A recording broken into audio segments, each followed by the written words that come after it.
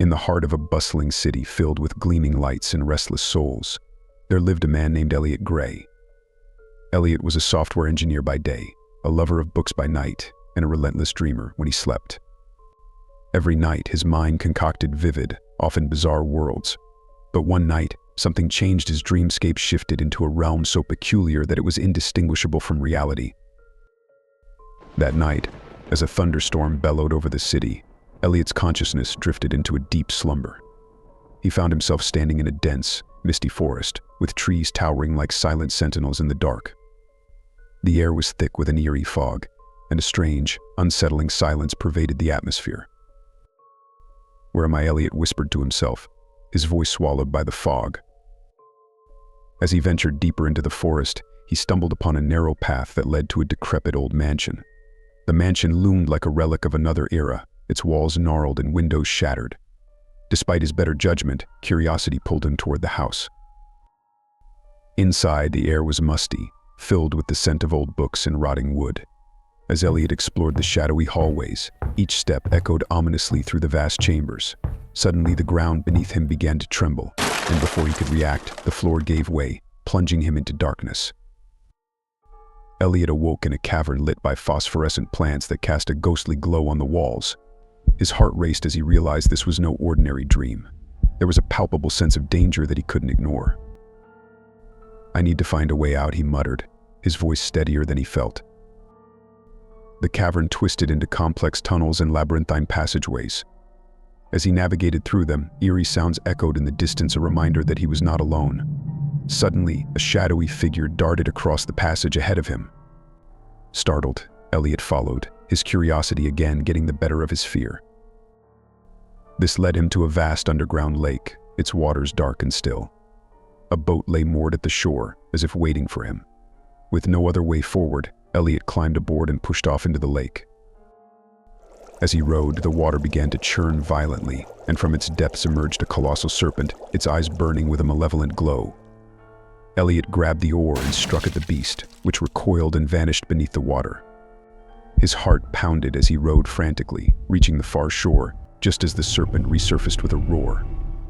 Exhausted but alive, Elliot stepped onto the shore, where he found himself at the foot of a towering cliff. A narrow path wound its way up the cliff face, and with no other options, he began his ascent. The climb was treacherous, with loose stones and a constant threat of falling to his doom. Halfway up, a misstep sent him tumbling down, but a jutting rock caught him, sparing his life by inches. Bruised and battered, Elliot pushed on, driven by a desperate need to escape this nightmare. At the cliff's summit, he found a sprawling, surreal cityscape that defied all logic, with floating buildings and upside-down landscapes. Here, the trials intensified. Each street he took led to another bizarre and dangerous challenge, from mind-bending puzzles to terrifying encounters with creatures out of nightmare. Days, or perhaps weeks' time was a blur past as Elliot faced each trial. But as he navigated this strange city, pieces began to fall into place. He realized that each challenge was connected to his deepest fears and unresolved issues in his waking life. Determined to confront these manifestations, Elliot dove deeper into the dream, each victory giving him strength and insight. He came to understand that this dreamscape was his subconscious mind's way of forcing him to confront what he had long avoided. Armed with newfound resolve and understanding, Elliot ventured into what he perceived as the heart of the city, a sprawling, chaotic place that seemed to pulse with a sinister energy. The deeper he went, the more surreal the environment became, skies painted with swirling, unnatural colors and streets that twisted upon themselves like serpentine loops.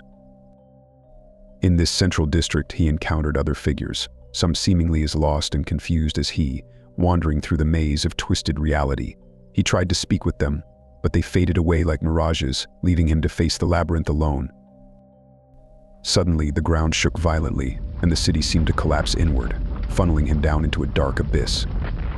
Elliot fell through the darkness, landing in a vast arena encircled by towering walls. Here, he was greeted by a chilling sight, a massive, shadowy figure sitting upon a throne of twisted metal and broken dreams. "Welcome," Elliot the figure spoke with a voice that echoed like thunder. "You have come far, but the true test begins now." Elliot stared at the figure, feeling an overwhelming sense of dread mixed with recognition. The figure resembled him but was distorted, with eyes that burned with an intense, sorrowful fire. "Who are you?" Elliot demanded, his voice echoing in the vast arena. "I am what you fear, what you run from in the waking world. I am your despair, your insecurity, your deepest dread," the figure replied, standing to reveal its full, imposing height. Elliot felt a chill run through his spine. He understood now that this was not just a battle for escape, but a confrontation with his inner demons. The figure waved a hand, and from the shadows emerged representations of Elliot's fears: failure, isolation, and loss. Each took form as a spectral adversary, each more daunting than the last. The battle was fierce and exhausting.